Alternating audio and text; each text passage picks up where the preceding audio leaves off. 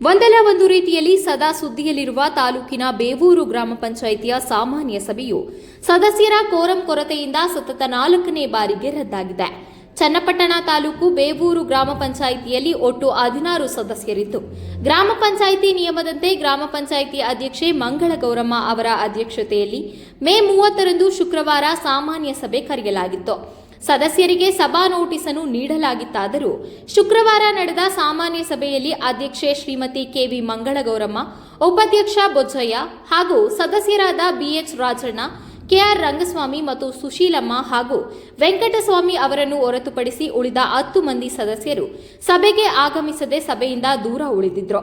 ಸಭೆಯಲ್ಲಿ ಅಧ್ಯಕ್ಷರು ಮತ್ತು ಉಪಾಧ್ಯಕ್ಷರನ್ನು ಸೇರಿದಂತೆ 6 ಮಂದಿ ಮಾತ್ರ ಹಾಜರಾಗಿದ್ದು, 10 ಮಂದಿ ಸದಸ್ಯರು ಸಭೆಯಿಂದ ದೂರ ಉಳಿದು ಗೈರು ಹಾಜರಾಗುವ ಮೂಲಕ ತಮ್ಮ ಅಸಮಾಧಾನವನ್ನು ವ್ಯಕ್ತಪಡಿಸಿದ್ದು, ಕೋರಂ ಕೊರತೆಯಿಂದ ಸಾಮಾನ್ಯ ಸಭೆಯು ಸತತ 4ನೇ ಬಾರಿಗೆ ರದ್ದಾಗಿದ್ದು ಮತ್ತೊಮ್ಮೆ ಚರ್ಚೆಗೆ ಗ್ರಾಸವಾಗಿದೆ.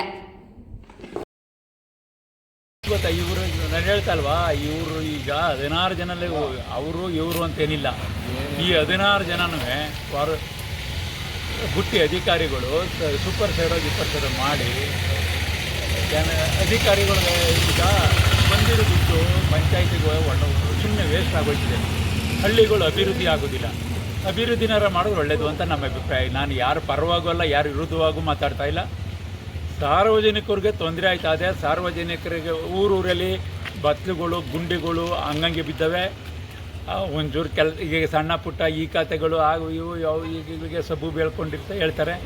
ಆದ್ದರಿಂದ ಇವ್ರು ಬಿಲ್ ಆಗೋದಿಲ್ಲ, ಕೆಲಸಗಳಾಗೋ ಈಗ ಬಸ್ಸುಗಳ ಕೆಲಸನೂ ಆಲಿಲ್ಲ. ಆದ್ದರಿಂದ ಇವರು ಯಾಕೆ ಇದು ಇವ್ರ ಪ್ರತಿಷ್ಠೆ ಪ್ರಶ್ನೆಗೆ ಇವ್ರ ಕೈಲಿ ಆಲಿಲ್ಲ ಅಂದರೆ ಒಂದು 6 ತಿಂಗಳಿಂದ ಕೆಲಸ ಆಗಲಿಲ್ಲ. 6 ತಿಂಗಳಿಂದ ಕೆಲಸ ಆಗದೇ ಇರೋದ್ರಿಂದ ಈಗ ಸಂಬಂಧಪಟ್ಟ ಅಧಿಕಾರಿಗಳು ಕಣ್ಣು ಮುಚ್ಚಿಕೊಂಡು ಯಾಕೆ ಕೂತಿದ್ದರು? ಇವರು ಸಂಬಂಧಪಟ್ಟ ಅಧಿಕಾರಿಗಳಿಗೆ ಕಣ್ಣು ಮುಚ್ಕೊಂಡು ಯಾಕೆ ಕೂತಿದ್ದರು? ಈಗ ನಾವು ನಮ್ಮ ಬೇವೂರು ಗ್ರಾಮ ಪಂಚಾಯತಿಗೆ ಕರ್ನಾಟಕಕ್ಕೆ ನಾವು ಮೇನ್ ವರದಿಪಡಿಸ್ಬಿಟ್ಟಿದ್ದಾರಾ?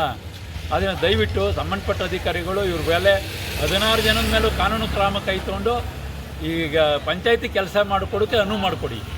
ಇವಾಗ ಜನವರಿಯಿಂದ ಯಾವುದೇ ಕಾರ್ಯಕ್ರಮಗಳು ನಡೀತಾ ಇಲ್ಲ. ಏನು ಸರ್ಕಾರ ಇದ್ದದೋ ತಾಲೂಕು ಆಡಳಿತ ಇದ್ದದೋ ನಮಗೆ ಗೊತ್ತಾಯ್ತಾ ಇಲ್ಲ.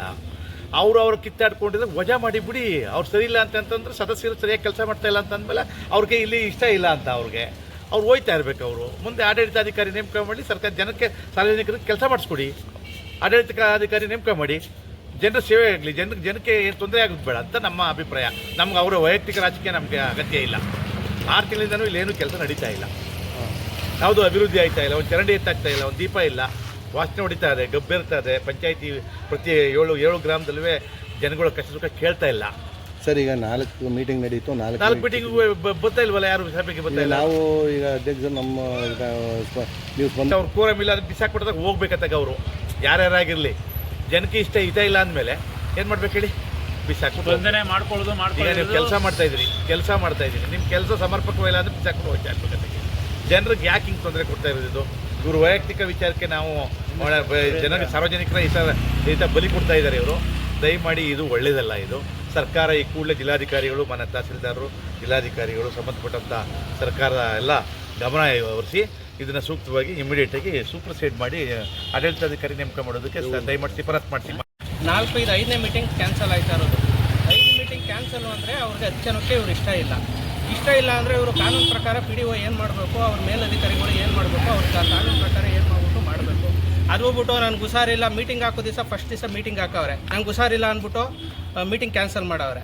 ಈಗ ಇವರೆಲ್ಲ ಬಂದು ಅರ್ಜಿ ಎಲ್ಲ ಕೊಟ್ಟವ್ರೆ, ಯಾರಿಗೆ ಇವ್ರ ಮೇಲ್ಪಟ್ಟ ಅಧಿಕಾರಿಗಳಿಗೆ ನಮ್ಗೆ ಇಷ್ಟ ಇಲ್ಲ ಇವರು ಅಂತ. ಈಗ ಯಾಕೆಂದರೆ ಇವ್ರು ಬಹುಮತ ಇರೋದ್ರಿಂದ ಇವರು PDO ಇವರು ಆಡಳಿತ ಅಧಿಕಾರಿಗಳು ಕರೆಸಿ ಇವ್ರಿಗೆ ಯಾವ ಬಹುಮತ ಅದೇ ಅವ್ರಿಗೆ ಯಾರು ಸಪೋರ್ಟ್ ಮಾಡ್ತಾರೋ ಅವ್ರು ಮಾಡಲಿ ಹೇಳಿ. ಇವ್ರು ಬಿಸಾಪುಟ್ಟೋಲಿ ರಾಜೀನಾಮೆ, ಇಲ್ಲಾರು ಇವರು ಬಹುಮತ ಸಾಬೀತು ಮಾಡಲಿ. PDOದು ತಪ್ಪದೆ ಅಂತ ಹೇಳ್ತೀರಾ? ಎಲ್ಲಾರ್ದು ತಪ್ಪೈತೆ. ಇಲ್ಲಾರ ಅವ್ರ ಕಾನೂನು ಪ್ರಕಾರ ಏನು ತಗೋಬೇಕು ಆಕ್ಷನ್ ತಗೋಬೇಕು. ಅದು ಬಿಟ್ಟು ಅವನು ಮಗತ್ತದಂಗೆ 2 ಕಡೆ ಮಗನ ತೂಗುದು ತೊಟ್ಲೂ ಗಿಟ್ಟುದು ಅದ್ರ ಆಯ್ತದ? PDOನೇ ಆಗಲಿ ಯಾರೇ ಆಗಲಿ ಸರ್, ಅಧಿಕಾರಿಗಳು ಈಗ ಯಾರ ಕಡೆ ಬಹುಮತ ಐತೆ ಅದು ಮಾಡಲಿ ಬಿಡಿ. ಇಲ್ಲಾರ ಅವ್ರ ಬಹುಮತ ತೋರಿಸ್ಬಿಟ್ಟು ಅವ್ರು ರಾಜಕಾರಣ ಮಾಡೋಂಗಿರ ಮಾಡಲಿ. ಅವರಾಲೆ ಇವರು 10 ಜನ ಕೊಟ್ಟವರಲ್ಲ ಅರ್ಜಿ, ಯಾಕೆ ಇದು ಮಾಡಲಿಲ್ಲ ಇವರು? ನಮ್ಗೆ ಇಷ್ಟ ಇಲ್ಲ ಇವರು ಮುಂದುವರಿಯುವುದು ಅಂತ 10 ಜನ ಇದು ಮಾಡೋರಲ್ಲ, ಯಾಕೆ ಕಾನೂನು ಪ್ರಕಾರ ಇವ್ರು ಆಕ್ಷನ್ ತಗೋತಾ ಇಲ್ಲ?